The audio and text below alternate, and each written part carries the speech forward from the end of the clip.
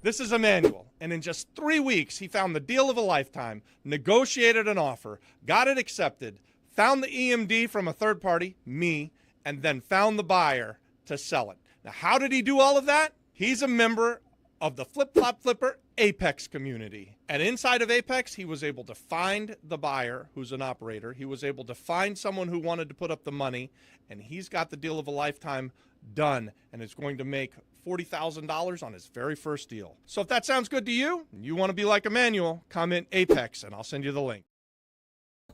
I want to be like Emmanuel. I'm going to comment Apex. I want to be like Emmanuel. If I could be 22 years old again, golly, the things I could do in this world. Hey, everybody, we've got 5 people watching. That's great. 5 let likes everyone we know need. where you're watching from today. This is our normal Q&A, so put your questions in the chat here. First come, first serve. Now we're at 10 people, so get your questions in now before the line gets too long. That went quick. Hi. We're going to start off today with a deal from an Apex member, Lilo. I know a lot of you have met Lilo. Awesome guy. Any announcements before we bring him up? Well, before you bring up Lilo, when you say we're going to start off our Monday Night Live with a deal from Lilo, and he is an Apex member, it reminds me of The Wedding Singer, where Billy Idol gets on. He's in first class, and they say, we let our first class passengers do pretty much anything they want. If you're in Apex and you ask us on a Monday if you can present a deal on the Monday Night Live, we make it happen. So that's why Lilo just joined Apex. And I was chatting with him both in the Apex chat, and then we moved it to text. And he was like, hey, I want to tell people about it tonight. And I was like, that sounds great. Let's do it. Dale. So that's why we're here, and we're going to do that tonight. And then you guys, maybe you'll have questions about Lilo's deal. So we'll start that way. Then we'll get into our regular Q&A. Tomorrow, we're going to do the Dealmaker Shark Tank, where I think there's a few other people that are going to pitch some deals. We're going to move up the timeline because I have to fly out of Puerto Rico tomorrow night at 6. So we're going to do that at 2 o'clock. Is that what we're thinking? Yeah, 2 o'clock. 2 o'clock. We're going to do it at 2 p.m. and we'll go for 2 hours till 1 hour. 4 p.m. 1 hour? 1 hour. Oh, okay. We're going to go from 2 to 3. Awesome. Any other announcements? No, I think that's it. Guys, I see a few questions in the chat already. Put your questions in now to get in line. Lilo, you ready?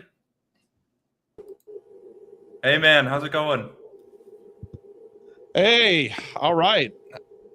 Good to see you. Lilo, you're live. Your mic might be off. Unmute yourself. Uh-oh. Text Lilo. Lilo. Guys, this is what we all came to see. Jeez. This is our major problem with these things. Yeah, when we bring people on. All right, I'm going to put Lilo back into the lobby. I have Lilo's chair. Look at that. He's got the racing chair, McKenna. I've got that in Orlando, Florida. Same chair. Once Lilo gets back to us, we'll bring him back out, guys. Well, let's hit it with the questions then. Yeah, let's jump into a couple of questions, then we'll bring Lilo in. Real quick, going through here. Good to see everybody. Thanks. We got Alexandria, Virginia, Colorado. Man, this is going international. Murat, we're gonna meet that guy. He's coming down to PR. Murat. Okay. Pretty sure I'm saying I was just talking to him today as well, and yeah, I want to make sure I'm not going to be here for that trip, but I want to make sure you connect with him and maybe Dave. Let's connect with them for sure. All right, if you're watching this, let's connect. We'll give you the real estate tour, even if Robert's not here. Jeannie says, to get our feet wet into investments, is it realistic to trade equity for rehab labor on individual properties, exchanging rehab labor for equity after the property is sold? It's a tricky question, actually, Jeannie. If you were going to trade with someone that you don't know, I don't like that deal that much. Yeah, then they're stuck in it with you. I would say the exact same thing. So I have done this trade with, with Lewis, who's our main contractor in Puerto Rico. But that was after several years of us having worked together. And he basically came and said, hey, I'd like to be investing. I have a little bit of money and, I'll do the renovation. And so we've done that on a couple of things. And even with Lewis, I would say that it hasn't gone as well as it possibly could have, because Lewis has to eat, right? And so he's a contractor. That's how he makes his money. So then he's oftentimes kind of letting his own projects sit longer. Anyways, I wouldn't say no. I'm just saying that you have to be really careful with this. This is a situation where when you're doing these flips, you've got to get in and get out as fast as possible. Yeah, if you can avoid it, avoid it. At the end of the day. Well, I think she might be the contractor and offering that. Oh, then that. Not saying that that's different, but if you can prove that you can get the job done to somebody, then it's up to you to just finish. Because if not, then you're stuck in a deal with a person you don't want to be stuck with. That's not showing up. That's causing you time and money. It and could then be. if you're with other investors, just having their money sit and say, well, the other partner's just not showing up to get the job done. Yeah, it's gonna hurt. Where would it work, Jeannie? If you find the deal, so you go out and you find a tremendous deal, but where you're struggling is that you don't have the money, and you go then find a money partner who's going to take half of the profit, and you're going to do all of the work, and you're going to get half of the profit, and you're saying, hey, also, in addition to me finding it and making sure the renovation gets done, we're going to use my crew. We're going to do this work ourselves. We're going to do it, and right. we're going to do it at cost. That's very valuable. So now if you brought me a deal that I liked, that I would partner with you on anyway, and it's our first time working together, but the kind of cherry on top is, hey, I've got the capability to go and renovate this place, and I'm going to move heaven and earth to get this done as fast as we possibly can. And we're only going to make money on the back end when we sell it. That then becomes super attractive. So if I'm finding the deal, I probably don't want to partner with my contractor. If my contractor's finding the deal, I likely would. I hope that answers your question. I think that's a really good answer. The mindset shift there too, from going, okay, this is someone else's project and they're just paying me, to I am now in charge of the project. This is my project. Yeah. That is a huge mindset thing that everyone needs to switch. You want these to be your project, unless you're a passive investor, putting in money. But you want to be in the driver's seat on these types of deals. You don't want to be working for someone else, watching them make all the money, when it's perfectly reasonable and even better for you as a contractor to go and do it yourself. There's nothing stopping you. Well, and think about what that does too. You bring a deal to the table, you find a money partner. Let's say we were sharing this deal. You find a deal and we need $100,000. I give you the $100,000. We own it together. Now you're in charge of having found the deal, renovating the deal, and getting it sold. And so when you're renovating it on a day-to-day, you get to make all of the design decisions, right? Like, so you've found a money partner who's going to be fairly silent. In this case, I'm calling it me, and I have a hard time being silent. But in theory, I would do this deal. I would be glad to invest in somebody who's coming up and has that skill set that you have. So we're making a lot of assumptions about this one question, but yeah. I initially was a little standoffish about it, thinking about it from my mindset, but I try to put myself in Jeannie's shoes and how could I make that work? So if you want to try and do that, go find a great deal and bring it to me, and maybe we could partner. Hey guys, we've got 50 people watching, which is, I think, the most we've ever had. Everyone hit the like button so we can get to 100. Yeah, we need 50 likes right now. And by the way, is Jeannie in Apex already? Jeannie is not in Apex, I don't believe. Well, Jeannie, if you want to partner with me, you got to join Apex. And I'm not trying to be a jerk about it, but that's where I'm finding my partners right now. And it's just because we do this YouTube stuff and we've got a free community. there are thousands of people that are wanting to do deals with us, and we expand our business through partnerships. We do it through our Apex community. So if you want to join us, McKenna's going to put the link in the chat right now. Yes. And And we Jeannie, want you to join us. If we completely misunderstood and you're trying to hire someone and you want to give them equity, put that in the chat and we'll answer the question from the other mindset. Awesome. Yeah, this kind of not face to face does leave things to interpretation, and we could have gotten that completely wrong, I guess. Jeannie says that they think they joined. I might just be behind. Jeannie, you did join. It looks like 3 days ago. I That's recognize awesome. her name, Okay. actually, so that's good. If you guys are ready, Emmanuel says Jeannie's definitely part of Apex. Lilo, are you ready to go?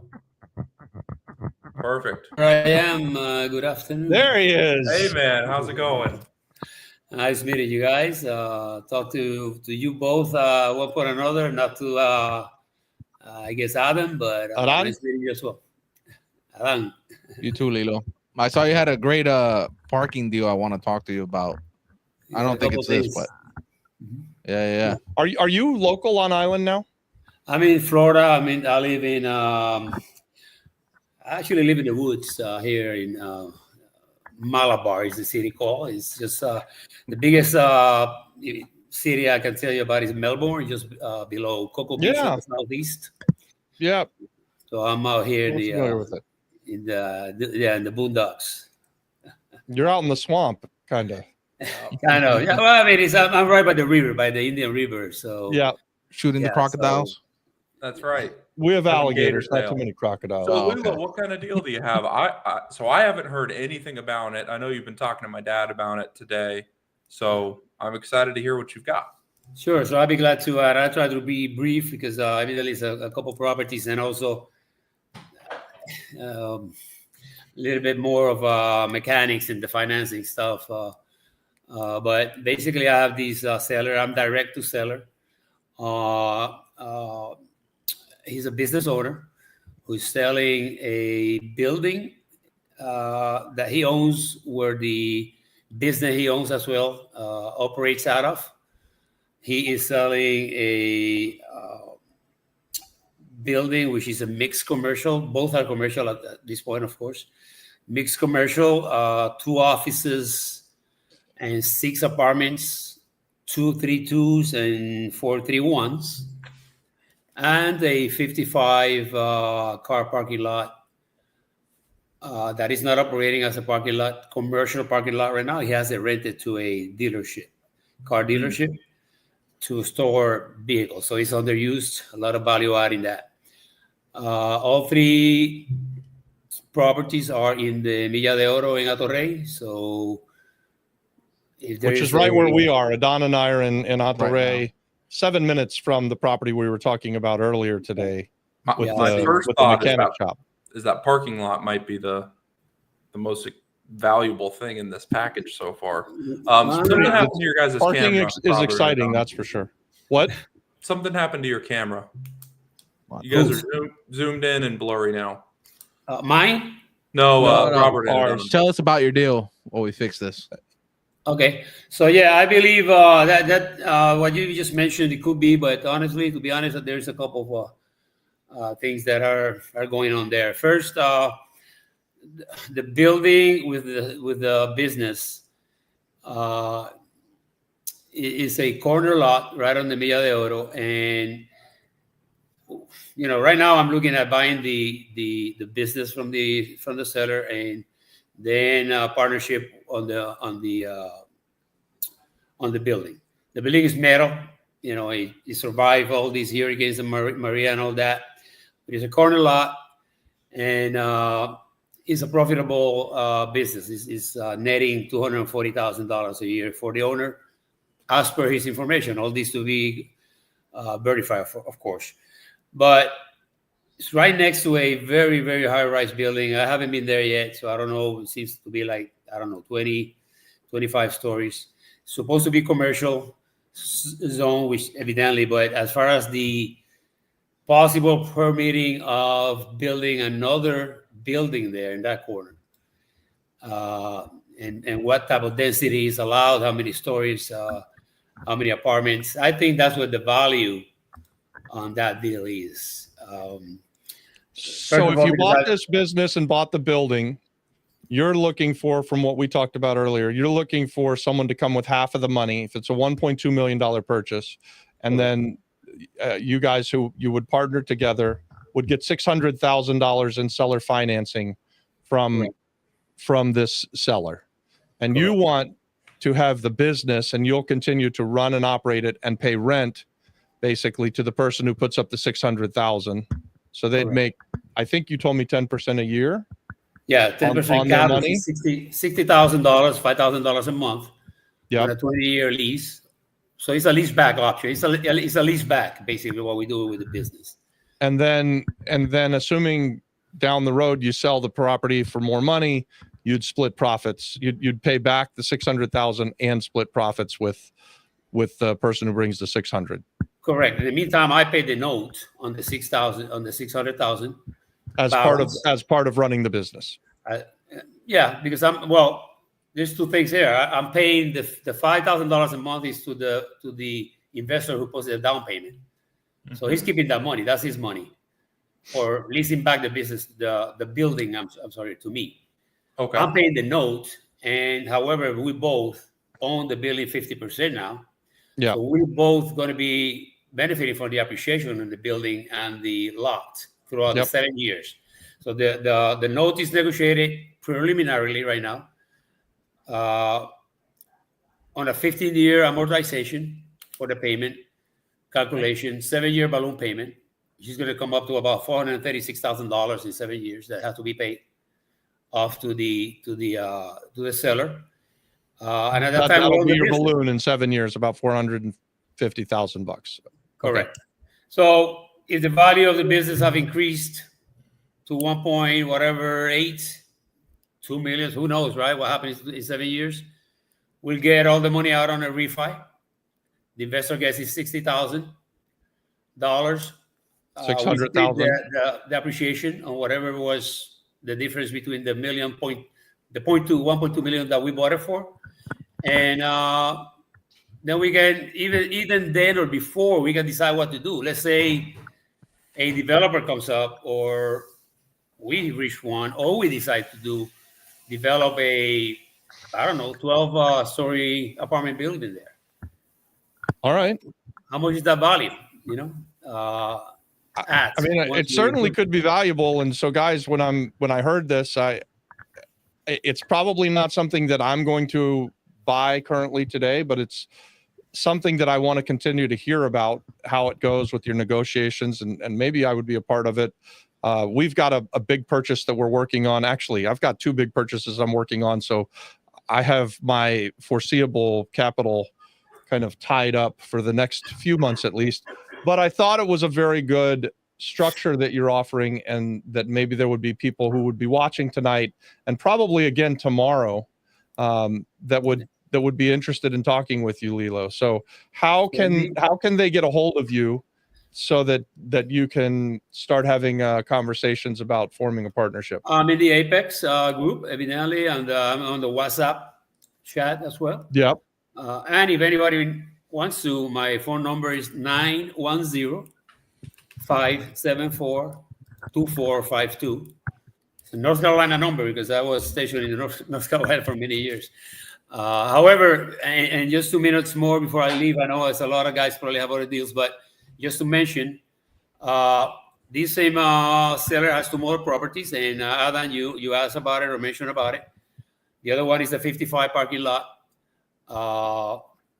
that is not operating as a parking lot, but that he's willing to go 50% financing on that as well. That's $545,000, I believe he wants. Evidently, an issue with that lot is that he's not producing. He's only rented for $2,000 a month. He's not producing the income. Where's the lot? It's right next to the ones 2 properties I told you. It's right here. I'm telling you, all these daily. If it was public paid parking, do you think you could especially here? You have La Milla de Oro. You have the university. You have the hospitals. I mean, I don't know exactly where in Torres. It's near the hospitals. So it's right here. It's right here. So Lilo, I this think what place I is would packed. what I would do is go drive the 2 blocks surrounding the parking lot. Find every public parking lot you can. Go on a Monday, a Thursday, and a Sunday or something. See how full they are at different times and how much they charge. And then I would try and come up with a revenue on a daily parking rate.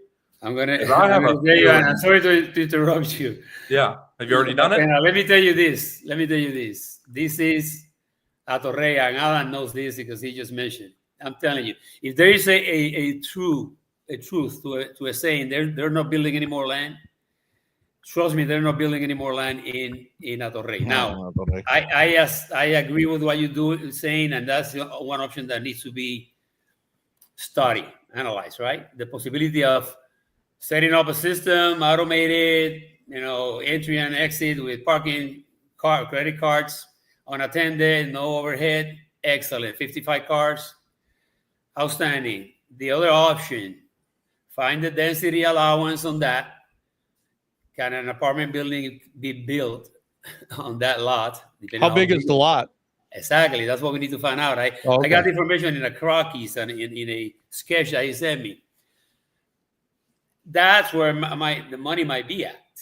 Yeah. On the value Lilo, on the exploiting the development of the lot. Now, both things I'm going to be doing. So I'm just putting that out there for you guys to know that. Lilo, if you can get $20 a spot and fill every parking spot one time, that's $1,100 a day. Holy cow! That's $450,000 a year if you 365 days a year, 55 times a day. But also, you're going to have people coming and going. I don't know that you're going to fill it every day. You're not going to fill it on Sundays. You're not going to fill it on Christmas. But I really like that parking lot, Lilo. I'm way more excited about the parking lot. As funny as it sounds, I like the parking lot idea better than I like the high-rise idea because the parking lot is so needed. It's like a cash cow. It is just a cash cow once you set it up. Easy. They're so easy. I like the high-rise idea. Just to say, I do like it, but knowing the process of trying to get that thing off the ground is ridiculous. You're talking about 2 to 3 years just in permits. Just to get somewhere. And so for 2 to 3 years, you could have the parking lot earning cash flow. 100%. And I'm thinking of exactly what I was play. thinking. We have a friend in Orlando, Florida that accumulates pieces and then builds great big multi-million-dollar things. Maybe you start with the parking lot and then you just buy everything that touches near the parking lot so that when you're building the high rise, you've got a great big piece of land and you build this is definitely an area where you could build a 20-story building. Yeah. Wow, that would be pretty fun. I know Don would like to do that. For me, I'd like to watch. But let me also mention to you guys the third property, which you didn't go by the property, right, Robert? I didn't yet, but we will. I tried to earlier, but in the photos I sent you, if you see the parking, the body shop, which is the business, with the building I'm buying, right across the street on the corner, there's another parking lot there. Yep. And open area. That parking lot belongs to that building. That is the one building that he owns and these 2 offices and 6 apartments. Oh, okay. That was the one you mentioned earlier. So, so I would say we'd like to hear more about all of these deals as you get closer to putting them together. Yeah. You've given out your phone number here. I got the financing approved. I'm in for 50%. And Jose, how much capital do you need to 5% on the note. I'm sorry? How much capital do you need to raise? Jose Santana just asked from the chat. Okay, first of all, I want to buy the building and the business for 2 reasons. I see a lot of value on that. Long term, whether we flatten out everything and build another rise or whatever or not, or we just leave it as a business, there's going to be appreciation on that. And second, because it's going to give us the credibility and also the goodwill with the owner of the he owns all 3 buildings to realize we were serious and we know what we're doing and we're going to go into. Because I told him, don't sell any of the. You're saying by buying the building and the business first, then you now can lock down all of the other Because I told him I'm going to do that. Yes. Yeah. And he said, you buy all 3. You buy the building. He said, first of all, let's go one step at a time, and I won't sell the other 2 until you either buy or you don't. So that's the key right there. Okay. It's negotiated. 5-year, $600,000. 15-year amortization on the payment, $3,000 plus. Lease back $60,000 to the person who put the $600,000.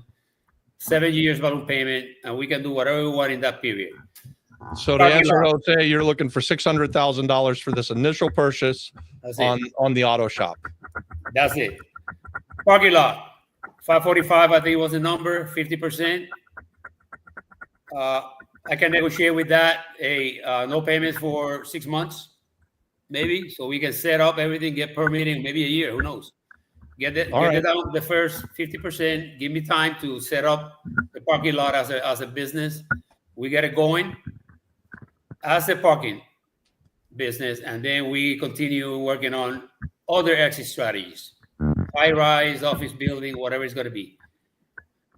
Property across the one building with the business, according to him, more stories can be built on top of the 6 apartments already and the 2 offices, and the possibility of making the parking a cover parking and adding stories to the cover parking, apartments on top of the cover parking. What, 10, 20 more apartments? So many possibilities here that we just need to get in. That's the bottom line here. Yeah, so I would suggest trying to connect with Jose. I believe he's in Apex as well. Yep. And anybody else who's interested, you guys, let's connect. Lilo, hand out your phone number one more time for everybody. Absolutely. 910-574-2452. Lilo Santana. And then I also put in the chat here, guys, this is his profile on School. If you want to send him a DM, that link will take you right to his profile, and you can send him a message. I think it's pretty exciting. So definitely send him a message, guys. All right. One more. I love the vision. Thanks for coming and sharing with us. One more. Let's keep talking too. Go ahead. I also have a 1-acre lot in front of the Dorado Balneario for sale, direct with the seller. That is pretty much only have 1 building or 2 other buildings inside. I'm looking at setting up and getting to a price agreement with the seller, and looking at density to buy. To build either container units or modular homes of those that you see from China now over there all over the place. Right. You need to find out how many I can get there. That's another deal on the table. It's coming. All right. Very good. Awesome. Thanks, Lilo. Thanks a lot. Gracias, Lilo. All right, guys. That was pretty good. Back to our the deal presentation was pretty good too, though, guys. Right? Like he's able to explain what he wants to do. He's able to quickly and easily explain what he's looking for. It's so much better than when you don't know the numbers and you're trying to fish for partners and stuff. I really like, hey, we could buy this for this. We need this amount of money. I'll pay this for the partner. Yep. That to me all sounded very good. Whether or not that's a good enough investment for any of you, I don't know, but I really like the way that he presented. So nice job, Lilo. Man, I'm pretty interested in this parking lot. I mean, 5 spots times $20, $450,000 a year. Dude, that's down the road. If it's the picture you showed me earlier, that's like I'll get the information. Maybe we'll tomorrow. See it on the way out. Maybe we could go see it tomorrow. We'll see it now after we're done here. Well, it'll be dark, but yeah, we can. We can go see if it's got. I mean, I guess it's leased or whatever to the people. So go find other parking lots nearby and see if they're full. Yeah, I don't know if you can rent anything for $20 a spot at a time, but $5 to $10. Yeah. Every time a car goes in there, Yeah. And maybe you rent, instead of 55 cars, you get to rent 100 cars a day. Maybe. The way it works here, at least in this area, here in this building specifically, it's $3 flat fee all day here. Yeah. The one across, it's an hourly rate starting at $5, and then when there's concerts and stuff like that, then you have the $20 fees and stuff like that. Only an hourly there's- rate of when $5 there's- just as a well, it daily- starts at 5, you know, and in increments, you know, but yeah. hey, you got $5 right off the bat, even if they came here for 10 minutes. Yeah, I love that. All right, guys, we're going to go back up to the top of the chat here. We're going to start going through questions quick. So if you want to have a question answered, put it in the chat now. While he's doing that, we got 55 viewers. We would love 55 likes. We've got Robert 30 right now. Start blushing. 30 likes, so there's only 25 of you that haven't liked it. So hit the like button. We're hurting Robert. I saw Emmanuel's comment earlier. Stop, drop, and hit the like button. Nancy, hey Nancy from New York. We got Marvelous Investment Group in Miami. All right, Carlos, if you can reach out to an investor moving to Puerto Rico, I would like to collaborate with you. Carlos, join Apex. That's the best way to get a hold of us three. And Lilo and everybody else is doing a deal here. That's doing deals. Yeah, that's the thing. Apex is not just come do deals with McKenna, Robert, and Adon. Yeah. Apex it's actually the opposite of that, you guys. It's come do deals, collaborate together, find partnerships that work. One other thing I want to go back to Lilo. He's ready to figure out the car business. He's ready to figure out the parking business. I like that, right? Like he would make it hands off for someone who's got some money. And I think that's pretty cool. Yeah. So anyway, enough about that. But Mila says, hello from Puerto Rico. Woohoo. All right. Marat says, yes, I'll be in Puerto Rico this Wednesday. That's regarding doing the tour. Yeah, he's going to connect with the Don. I'm going to miss him. That's a bummer, but next time. Edith from the Space Coast in Florida. Good to see you, right. Edith. Carlos T. I recently acquired a property and the owner wants $277,000. Before I submit an offer, how can I verify if he is indeed the owner? Do I have to go to the municipality? Honestly, I wouldn't. It's a waste of time. What you need is a lawyer that's going to be the title agent that will do that for you. You definitely you could do that. If you don't want to get the lawyer, you can go to the CRIM.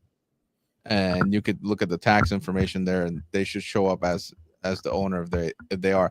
If not, what's that website Jocelyn used? Pro Title for $75. Pull the title. But if you get a contract from someone who says they're the seller and you don't transact any money, so in other words, don't hand them a whole bunch of cash.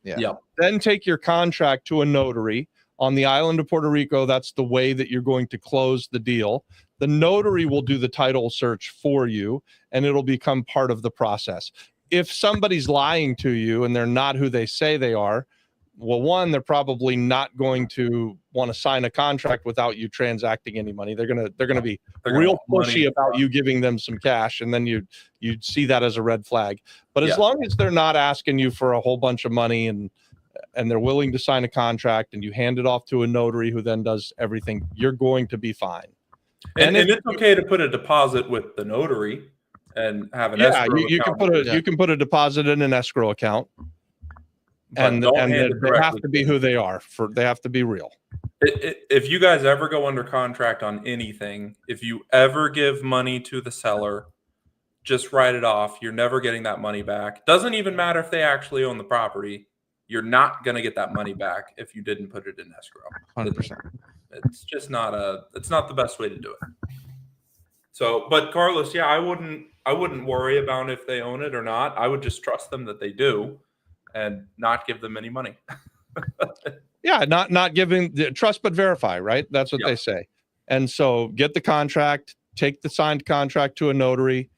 If you need a notary, we were just with Nicole Stowell earlier today. She's an Apex, and she's phenomenal. She's really, really good at closing properties. We like working with her a lot, so reach out to her.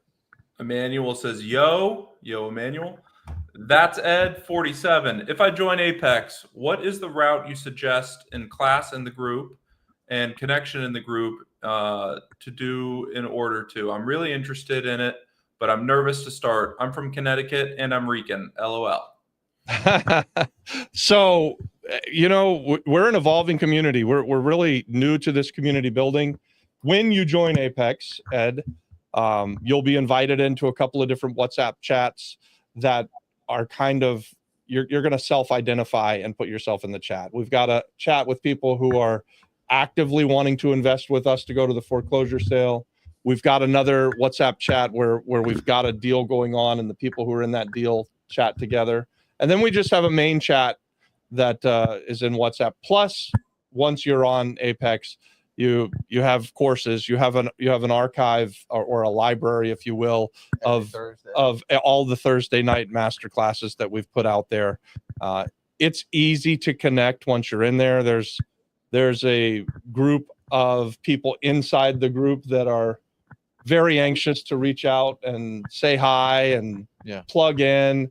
We've got things going on now all the time. And what's really cool is that if you had asked me this question 6 months ago, I really wouldn't have known how to answer it. Right. I would have been like, no, I don't know what to say, but we've got things going on Wednesdays. McKenna and I have a breakout about people who want to invest in notes and want to be the money. We have Alan, who's talking to operators. We have just Aaron St. John from Maine, who's just doing a coffee and talking deals on every Friday. Yep. And then we do the Thursday masterclass every week. Plus now we do deal makers Shark Tank on Tuesdays. I would say Ed, the easiest thing is to join, post what you want to do, how can you help the community. And the second thing you have to do is go watch, the full course on fixing and flipping that we have there. And then get caught up if you've never done anything like that, to the point where you can now start understanding what we're talking about, how we're looking at deals. So that way, when you start looking at these things, you can look through an eye of like how Robert and McKenna and myself look at these deals. So that way you can get streamlined, and then don't miss any masterclass, because every week is something new.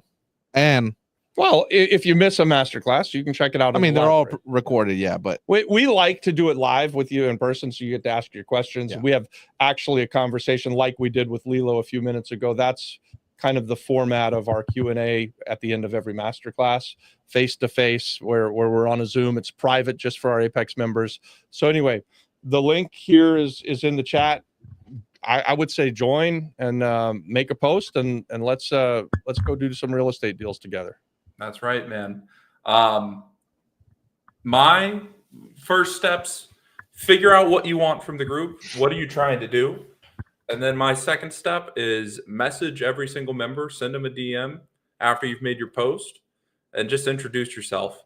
Everyone wants to meet everyone. It's a super friendly group, and the power of the group working together is just tremendous. I mean, do you know how many deals have been done in the 9 months we've been doing this? I think it's over 50. We should do a poll. Let's put a poll inside of Apex. I can go in later on and do it and see who's done a deal together. How many partnerships have been formed? How many deals have happened since people have joined Apex? I think it's way more than 50, McKenna. I think, especially depending on how you count them, but like if we take the Rincon deal and 5 people from Apex had a piece of that at some point or another before it closed, and then now that it's closed, several other people have gotten involved as well. There's just a lot going on. I mean, we're really actively doing real estate things together. We're having conversations where we're learning. We're talking about best practices. We're trying not to pay a ton of money in taxes, but our core is do more real estate. Let's figure out how to make money as real estate investors. All right, Carlos C. put under contract, not acquired. Emmanuel says, let's make some money. Love it, man. Hector Colon, good to see you guys. Hector, good to see you. Hope you're coming to the island soon. Jeannie says, thank you. Yes, that works. Jose says, hi there. Hi, Jose. Emmanuel says, Jeannie, we already read that one. Juan says, hello, everyone. Emmanuel's just chatting up a storm. Murat asked, "What town, city is the building located?" Lilo, just curious. They're in Hato Rey, Puerto Rico. Yeah, which is San Juan. It's the Golden Mile. This is the financial district. Really, really good part of This is where most San of Juan. everybody has their offices located. Yeah. Not necessarily the place everybody's living. This is where people go to work, Yeah. right? All of the big banks are here. It's skyscrapers. It's skyscrapers, yeah. Retirement Cash Flow says, "What's up, everybody?" Hey, Mike. Mike. Kirby Vargas Jr., hello. Something trade. Puerto Minimum Rican 14. 787 trade, minimum 14. Sorry, to 40%. That must have been in regards to Lilo's. Carlos T, will you guys be doing a networking event sometime soon? Yes. The question, huh? That is I know, a finally a constant question. question. We need to do something quick. We are going to do an event when we finish the McMansion. So I have been trying to think about how can we have an Apex event that will be exciting for everybody, and how do we come up with a timeline to do it? So I've artificially giving myself the timeline of mid-July to finish our McMansion. Now, I want to put this caveat out there. My original timeline to finish the McMansion was last January, so I'm a year over when I thought I was going to You're finish. just like Elon. It's deadlines don't make sense. I actually think we're going to finish it in June.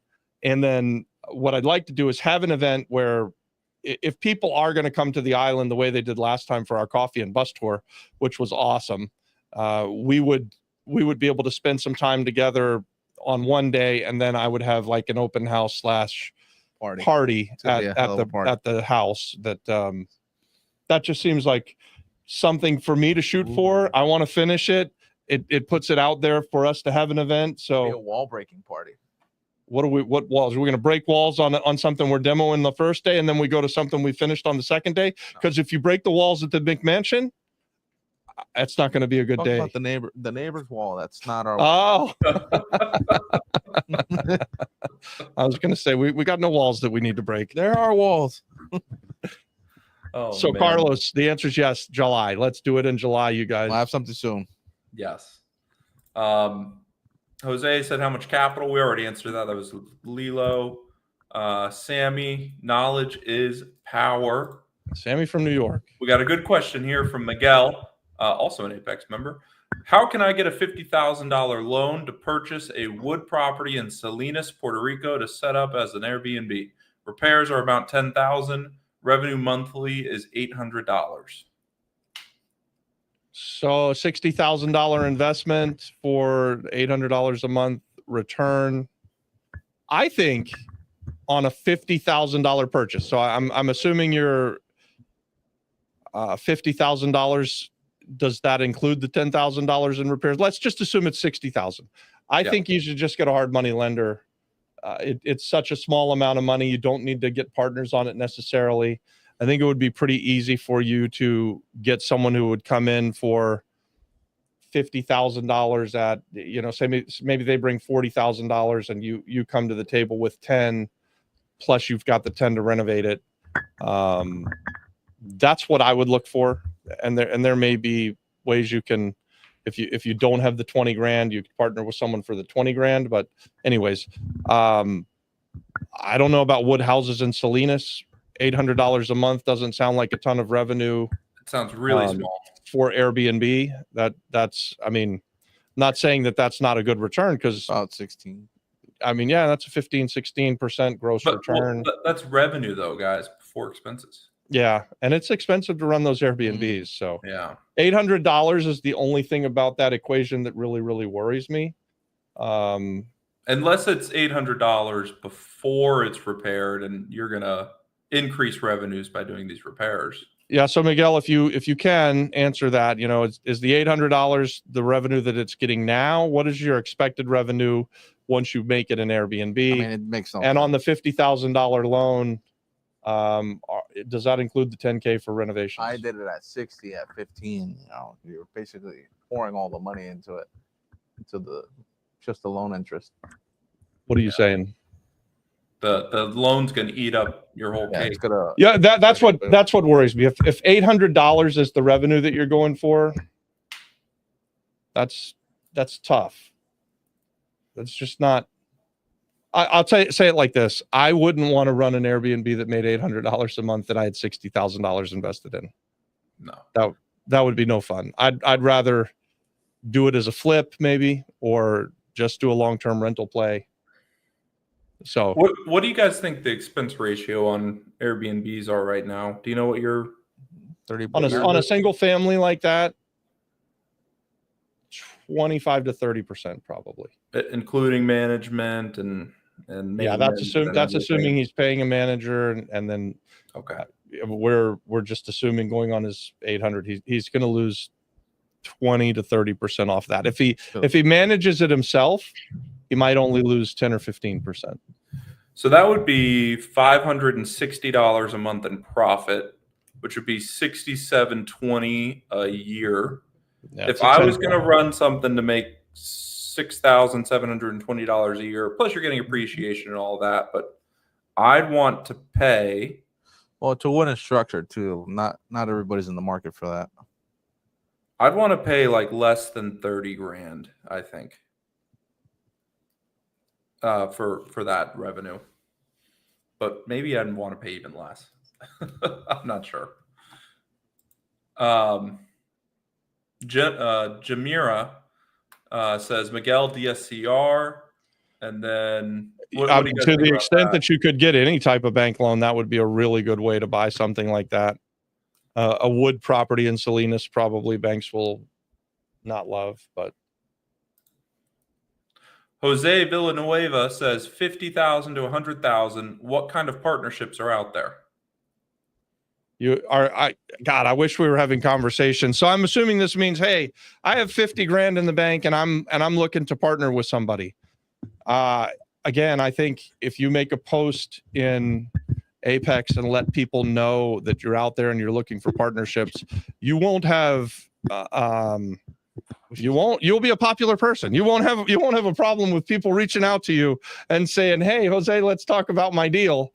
Yeah. For us, Yeah. what comes to mind? I mean, we're going to go to the foreclosure sale. So Adon and I are going to go to the foreclosure sale, and we are putting together a war chest to do that because we want to go to foreclosure sales all across the island of Puerto Rico. So close soon on another one. Yeah.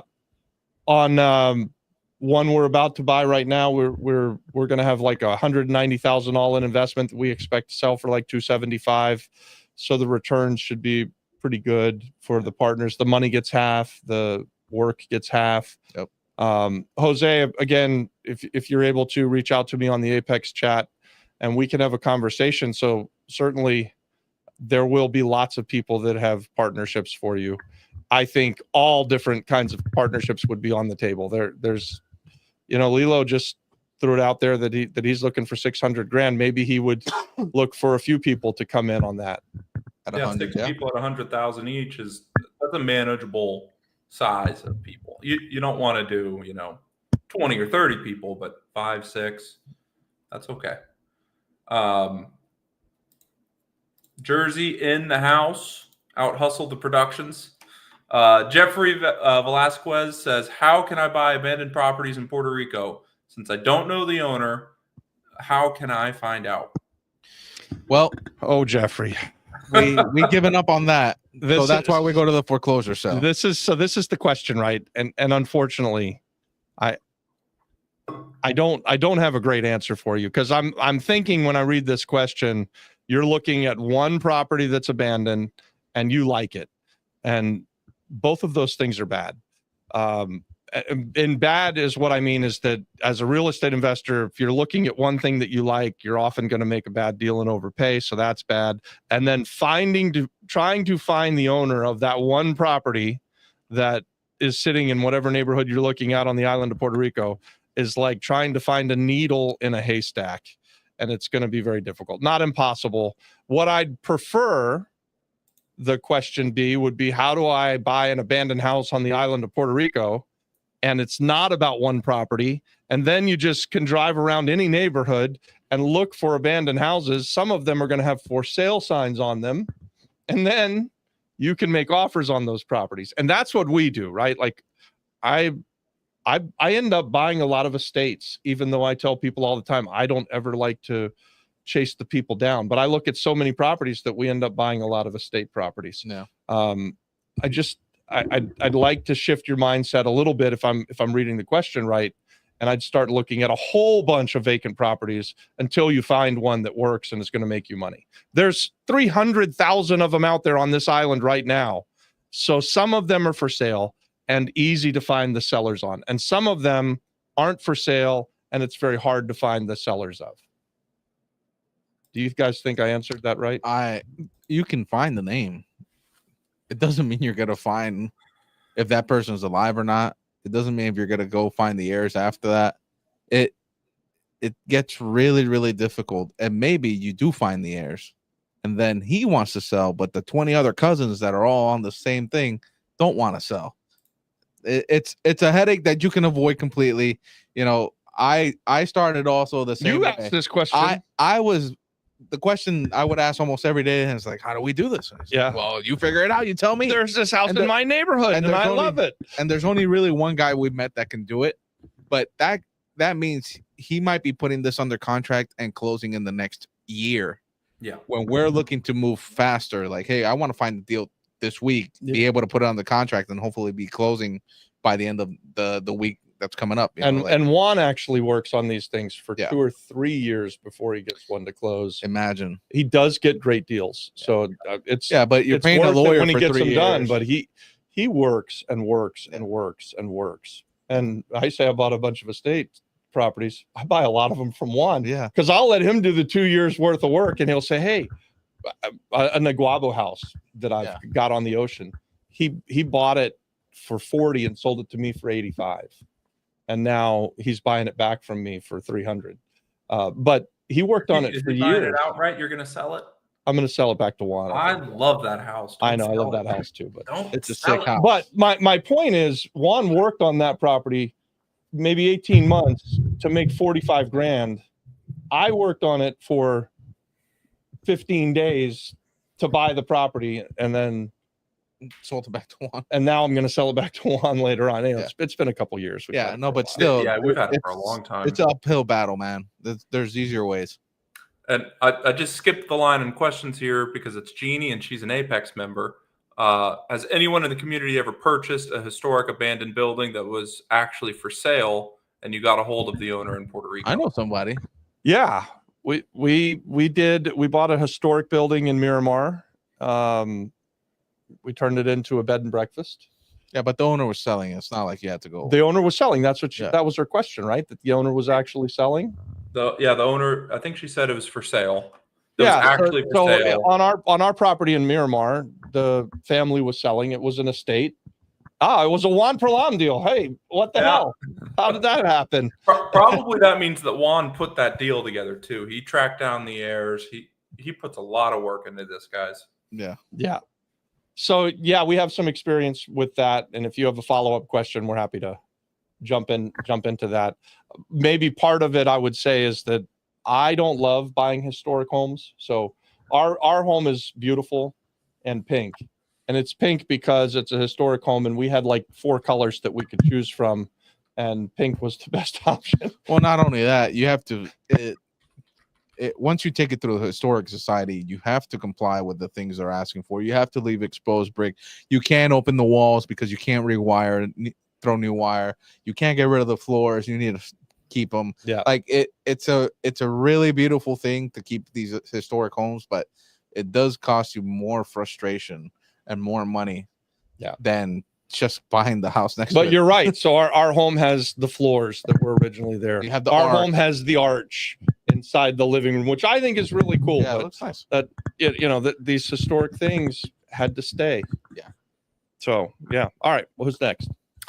We've got an interesting question that I've actually been learning about all of this week and last week, Jose. He says, how can you avoid the Dodd-Frank Act if you're using seller financing to someone that is going to live in the house?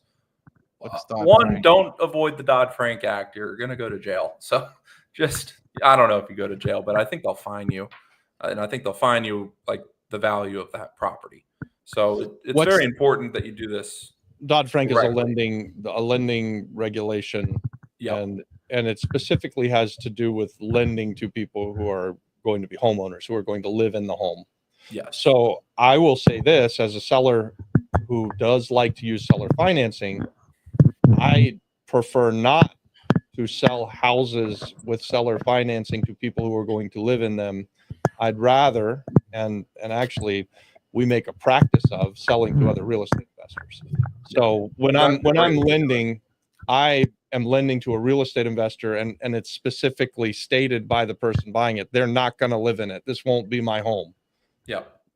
And that's how we've done that for years and years and years. That being said, Jose, I believe, and don't quote me on this because I'm still learning about this as well, but I believe you are able to do 3 loans in a 12-month period to owner occupants, and you're fine. You're not a mortgage loan originator. I also think there's some qualifications where if you don't have a balloon payment, like it's a 30-year AM, I think that is more likely to be included in Dodd-Frank than if you have a 30-year AM with a 5-year balloon. I think that puts the loan more towards an investment style loan. But that you really need to check with a specialist.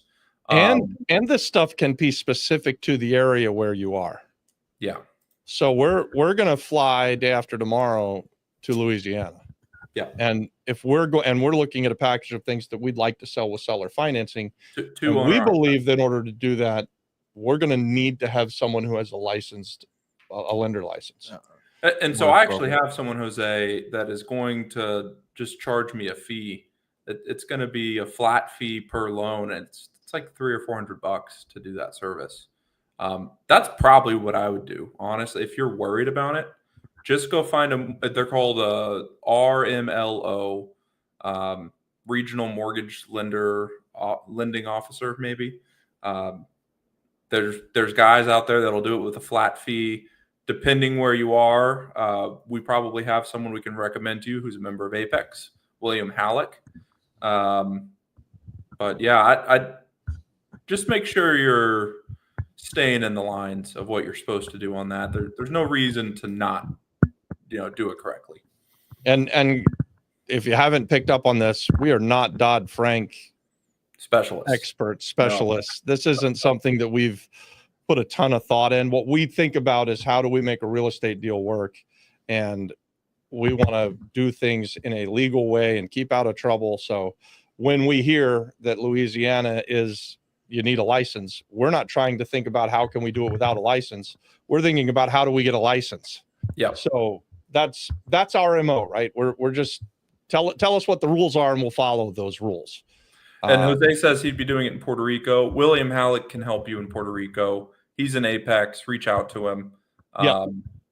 And then also Mike Rusica, if you're here, Mike Rusica is an expert on this kind of stuff. I know he was here earlier. If you have any thoughts, Mike, on this, I'm sure you've got, decades of experience and maybe you have some differing opinions than I do. But would love to see what you think, Mike. Jose, thanks, man. Shilpin says, great to see you guys. Shilpin, good to see you, man. You too, Shilpin. Carlos says, I've been walking around Santurce, Puerto Rico, researching abandoned properties and compiled a list of 60 locations.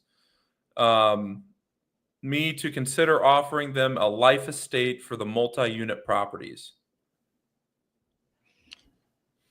I like it. And then he followed up, I've managed to locate a few of the property owners and noticed that most of them are reluctant to move. What's your opinion in offering life estate? Are they abandoned or are they not abandoned? I'm not 100% sure. They're probably half abandoned. half abandoned. Maybe they should be abandoned, but somebody's still living there. How would a life estate work with the forced inheritance laws? Do you guys know? It's life and state. I'm learning all these new things today. So let's explain a life estate. A life estate is you find somebody who's living in a house, and I've only ever offered one life estate in Puerto Rico. It was a house in Rincon, and the guy ended up dying and then selling to my neighbor instead of selling. The family sold to my neighbor instead of me buying it. But I was saying, hey, let me give you what the house is worth, and you just live here and until you pass. And when you pass, then obviously I'll own the house. It worked well for me because I owned property next to it, and I planned to own that property for a long, long time. I like the idea, right? I think that's a way to solve a problem for people. People don't necessarily want to move, but because of the way that the heirship works, if you can convince the person to sell you the property, then they can disperse that money while they're alive to whoever they want, and you're the owner at the time that they pass away. You don't have to deal with the heirs. They're not. And I'm no expert in this. We're getting asked questions that we've never been asked before tonight, McKenna. But I like this idea of a life estate, especially in a multifamily property where they could stay in a portion of it and you could still make enough cash flow to make it make sense. That sounds pretty good. So you pay them. You buy the house You buy the house, and then you allow them to live there until they don't live anymore. And then how did you not get the other one if you paid him? I didn't do it. He didn't take my offer. The one in Rincon. Yeah. They said no. I know a guy. You remember Carlos? He does a lot of that. Carlos. I forget his name. He worked with Jerry. Oh yeah. He did a lot of that. Did he?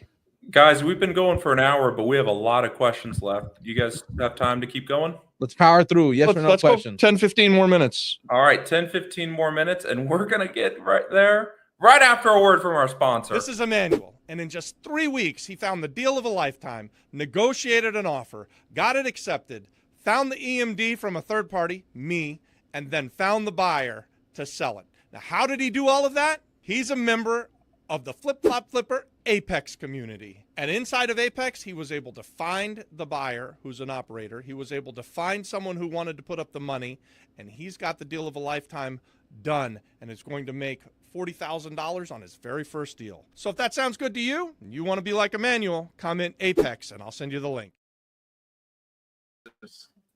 Living. Oh, man, I love these sponsorships. They are great. Click the button. Nice. Click button, guys. I just put the link in chat if you guys are interested. Now on to some more questions. We've got Kirby, new here and loving the community vibe and deal showcase. What are your thoughts on Aguadilla Mocha area? We love Aguadilla. Right now we have a foreclosure flip over there that we're renovating, and we're buying another one in the Pueblo. Yeah. In the next 30 days. Mocha, we don't know that much about. Mocha is sort of into the mountains, less coastal. Yeah, borderline Aguadilla. But the general area of the West Coast, or the west side of the island, we're very hot on. We're very high on it. My guess is that Mocha is super nice. The only thing that we've ever looked at in Mocha was that old assisted living facility where the price went up $1 million on our drive. Yeah, that was nice. That was a pretty nice area, right? Yeah, you could see the ocean. It had a great view, and yeah. So I don't know Mocha that well, but Aguadilla we're going to invest a lot of money in. Yeah, Aguadilla we're super bullish on. Lewis says visiting Puerto Rico from Florida June 24th to July 1st. Any networking events around that time? I'm an investor in Central Florida. Lewis, I live in Central Florida. I'm here in Conway right now. And I do a lot of my investing actually in Florida, and I've got this Louisiana deal under contract right now, but love to get a coffee sometime, Lewis. Just reach out to me and be in town. But I'll be in Florida tomorrow before we go to Louisiana. July 1st is a RIA. Is that true? Hold on. No, maybe not. Let me look at the calendar. Well, why does that Lewis reach out to us on school let us confirm that anybody will be here for June 24th. I'm pretty sure we will be, and we can do a little real estate tour. And if you're in Florida, you need to go and meet him, just because I want to see people's reaction to the Cybertruck. Oh, He nice. got a wrap Cybertruck with the flip-flop flipper logo on it, and I just want to see people saying, "Hey, that's the flip-flop flipper." I do too. I'm very excited about that, actually. The So Lewis, maybe we can meet in the next week or so in Orlando, but then I'll be back on island the 24th through the 1st. So Adon and I can have a coffee, catch up with you there. We love doing real estate tours here, so it's what we do. I mean, we don't just talk about it on Monday nights. We go do it actually live and in person, really almost 7 days a week. And depending on the day, you might show up on the lives just because we couldn't. We couldn't drop you off. We're like, we're gonna start the live in the car. Crypto Tiana says, can you provide the info for Nicole Stolwell? Yeah, just text me. I think you did text me. I need to get back to you. I got a call from you, so we'll put it in the WhatsApp chat. And I'll put it there too. I think you can Google her as well. Nicole Stolwell, Puerto Rico attorney or San Juan attorney. I got you. We got to bring Nicole on. Nicole won a case for us today, which was really cool. Yeah. Really? So this is more than just notary stuff, but we had a little property dispute, and that's the wall we're talking about, guys. We're gonna have a drop the wall the one wall party. That we could maybe. I'm trying to talk myself off of a ledge because the guy didn't even ever contact me and then sues us for this property dispute, saying that we had encroached on his land, and then he didn't show up today. He sends his lawyer, who's completely unprepared, 100%. And it cost me a couple $1,000. So I'm prepared. I know that actually now he's encroaching on us by about 12 feet.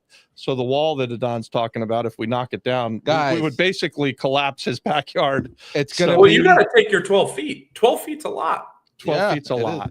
I know. Guys, we're gonna do a Trojan raid. We're gonna drop that wall and then go into his house. Nah, destroy it. He's supposed to give me a call. I'm hoping that after we talk, everything will be fine. We'll figure out something. Man, anyone that comes out of the gate swinging like that, I hold a grudge against. It had me bothered. That's for sure. Yeah, guys, if you're in the Apex community chat, I just put Nicole's information there. At 12 feet, 12 feet square, or just 12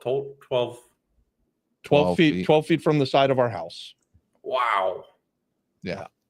You have to go get that. That's like a sizable increase. It could make our yard, which is pretty spectacular, even a little bit better. Yeah.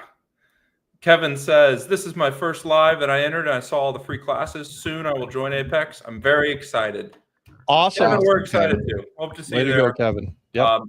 Definitely, guys, when you're going to join Apex, make sure you come to the Thursday master classes. That's our big class of the week, and where everybody gets to network.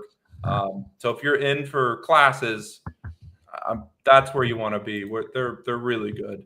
They're a Zoom call. People are able to speak. It's a lot more interactive than the live.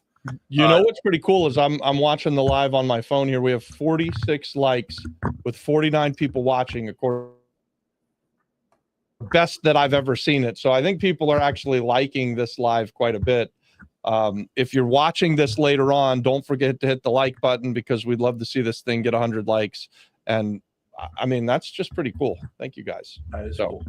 Gene says, in a paid off property, is it better to Airbnb or long-term rental and buy them own? Well, Gene, I think that depends on a lot of things. What are you buying it for? What's your appetite for actually doing the work?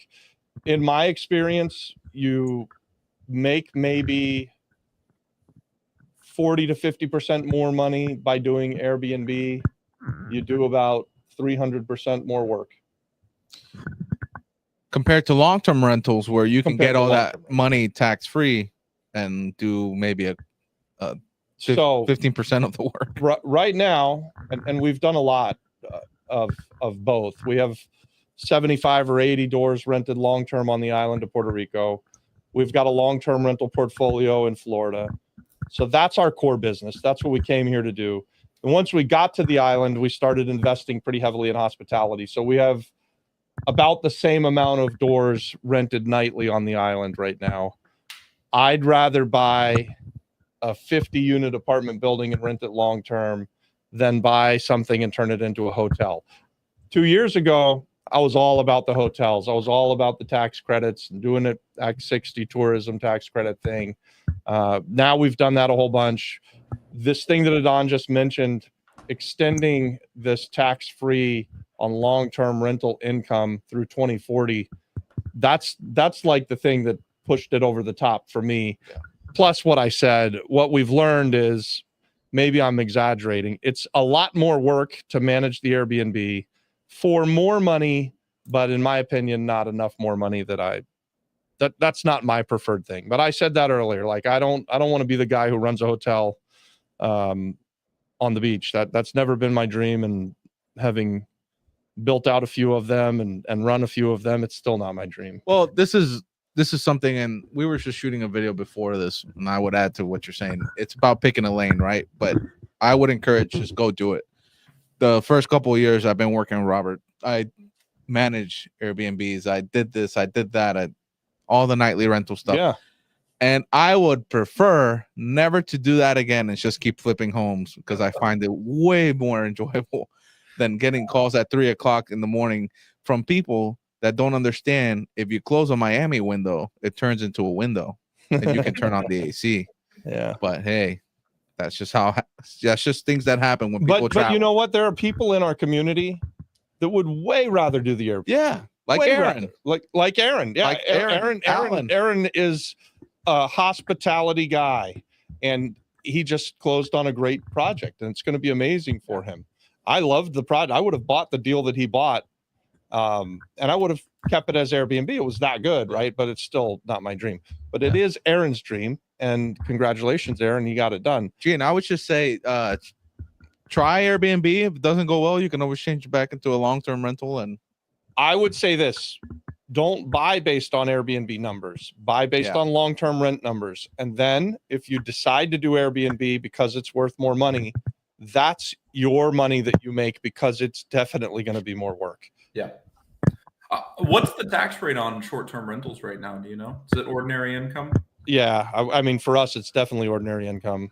So that's something too, Gene. If you're getting taxed ordinary income on this Airbnb stuff, let's just call that 20%. I think it's kind of low right now. I'm not sure. Or any income, depending on what it is. It could be 33. It could be. Yeah, it could be anything. Yeah. But even if it's just 20, that means the first 20% more you make, you don't get, because long-term is tax-free. Airbnb is not. So you need to be making significantly more to overcome that gap too. So don't do it just, for a 10% increase, because you're going to end up losing more money after taxes, which is very specific to Puerto Rico. Nowhere else is like that. But just this gift that Puerto Rico gives to people who invest in long-term housing, that's pretty special. And the really cool thing about that is you don't have to do anything to qualify for it. You just have to buy a property, and it can be a single family home. It could be an apartment. It could be a small multifamily, a big multifamily. As long as people are going to live there as their primary residence, then that rental income comes in and goes into your bank account, and it is a non-taxable event. The only thing that you have to do to make sure that you don't pay taxes on it is file your taxes in Puerto Rico and assign that income as non-taxable rent, and keep reasonably good records in case you're ever audited. But it's not like Act 60 tourism, where you have to file a whole bunch of paperwork, jump through all of the hoops for years and years in order to get those special treatments. This is something for everybody. It's for locals and expats alike.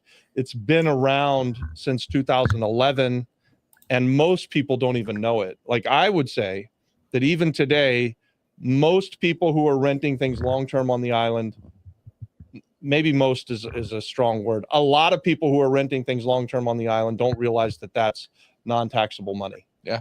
I didn't know the first couple of years we were doing it, and someone said, hey, you don't have to pay taxes on that money. And I was like, well, that's fucking great. Guys, let's go rapid fire answer on some of these questions. We have a ton left, and we're way over time. Carlos says, I've compiled a list of 100 properties and identified their owners. Would love to collaborate with you guys. Walking for dollars is my bread and butter. I've hired a small crew to put up flyers. All are in Santurce, Puerto Rico. I love Santurce, Puerto Rico. Yeah. Let's talk. Send us a message. Send us a message. Get in contact with us. Dale, next. Adon gave the answer in Puerto Rico. Just buy foreclosed, free and clear title. That's it. That's right. When the flip-flop flippers said they form a joint entity to buy real estate in Puerto Rico, is it structured like a pool similar to a private equity fund created to acquire a portfolio of properties? No. So we generally speaking, we like to have one asset for one LLC, and we're not really looking for, the vast majority of the time, we're looking for our money partner to be one person, right? Like, so if we go buy a house throughout the last 27 years, the vast majority of the time, like in the 90 percentile, it's just going to be us coming to the table with a deal and our partner bringing the money to the table, right? And then it's just a one-on-one. It's a partnership where one side does all the work and makes half of the profits. One side puts up all the money and makes half of the profits. We buy it in a single asset. We buy a single asset in a LLC on the island of Puerto Rico, a land trust in Florida, and then when it rents, we split the rent. When it sells, we split the sales proceeds. When it loses, we each lose 50 cents. If it loses $1, both sides lose 50 cents. If it makes $1, both sides make 50 cents. So a true 50-50 partnership where it's defined, and we definitely do not set it up like a fund where we're trying to accumulate a whole bunch of stuff with a whole bunch of different partners and all of that stuff. We are looking at doing that in real time right now. McKenna, Adon, and I, where we want to raise a fund. We want to do a debt fund, and it would be evergreen so that we could do tons and tons of deals and lend real estate investors money. That's something that we're going to probably launch maybe even this year, God willing. But that's really not typical for PR consultants or for Robbie Krager or for McKenna or Adon. That's just something that we're working on in the future. Yep. Jeannie says, has anyone in this community? Okay, we already answered that, Jeannie. Sorry. Monica says, will you still have power hour tomorrow after the site visiting your property parcel? This is the power hour. Tomorrow is Deal Maker Shark Tank. We're going to rip apart your deals. Come on. These names are important, and we don't just make them up and 4 minutes. We're all hurt. Live. Damn it. We're going to do the Deal Maker at 2. Yes, tomorrow's at 2 p.m. Robert needs to catch a flight and I'm his ride. Yep. Matthew says, buy and hold, Robert. Lewis says, love buy and hold, you guys. I think right now, while the times are a little bit uncertain, buy and hold is my preferred strategy. Either fix and flip as fast as you can or buy and hold. Dale. Next. Notes. Lewis says, question, what about the buildings that are old, made with bricks? How do you flip a property like that?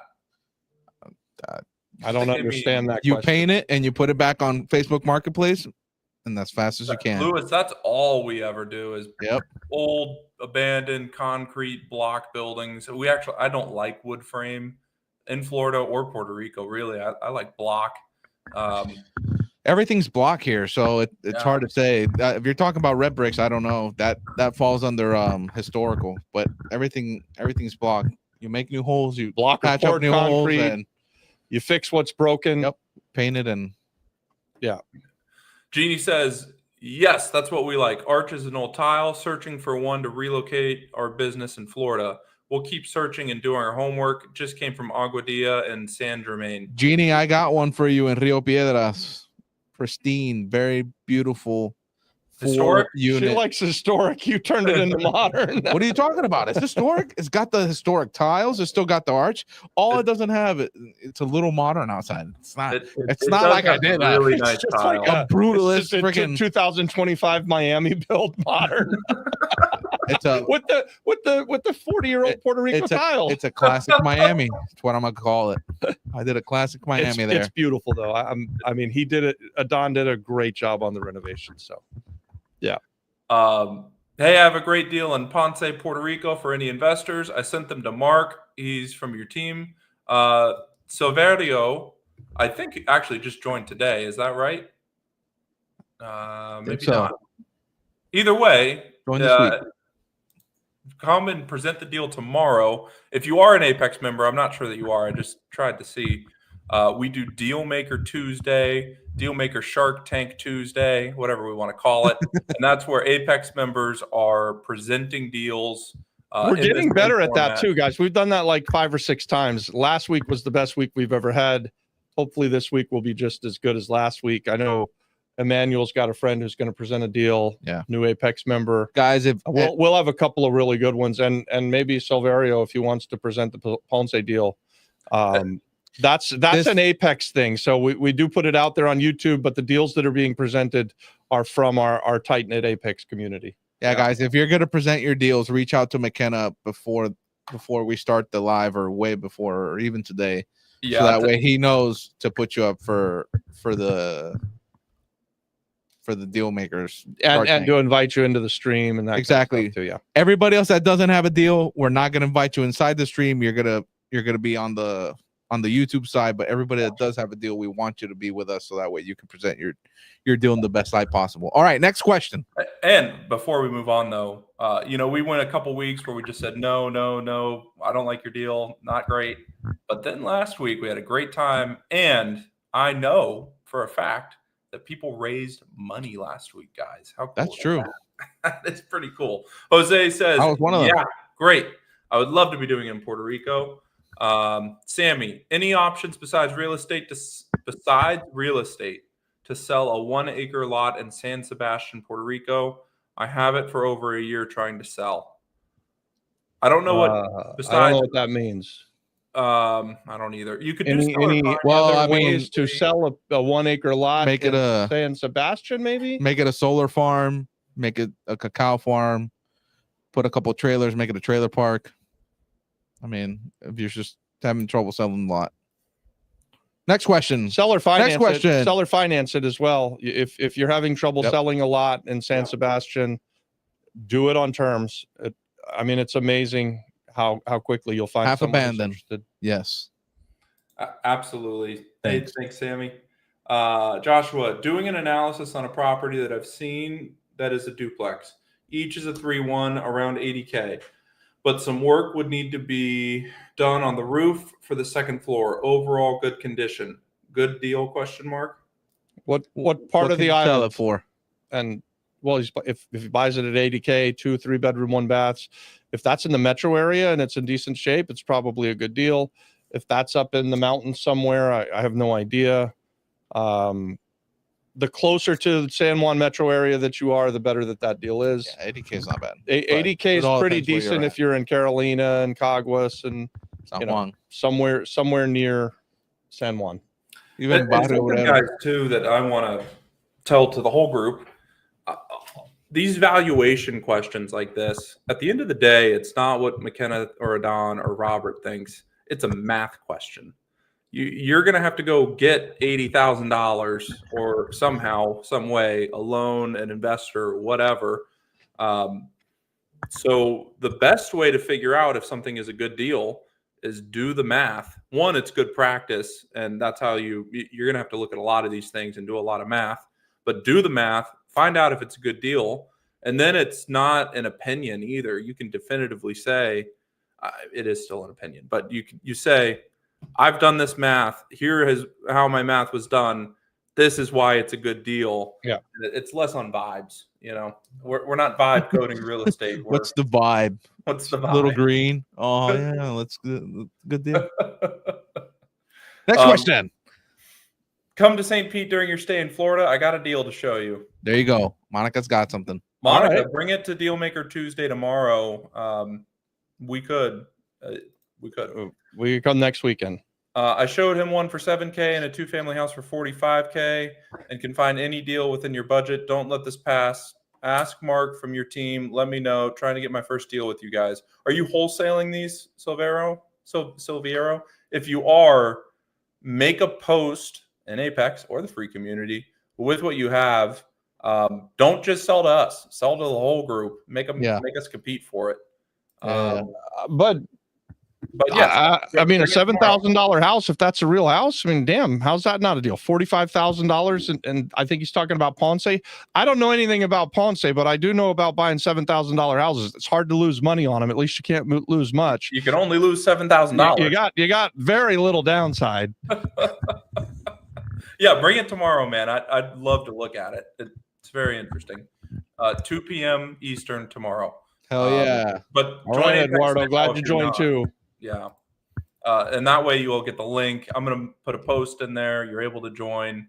I like to get things organized. So don't join right at 2 and try to get on it. You need to do it a little bit beforehand. Eduardo said, congratulations, Eduardo.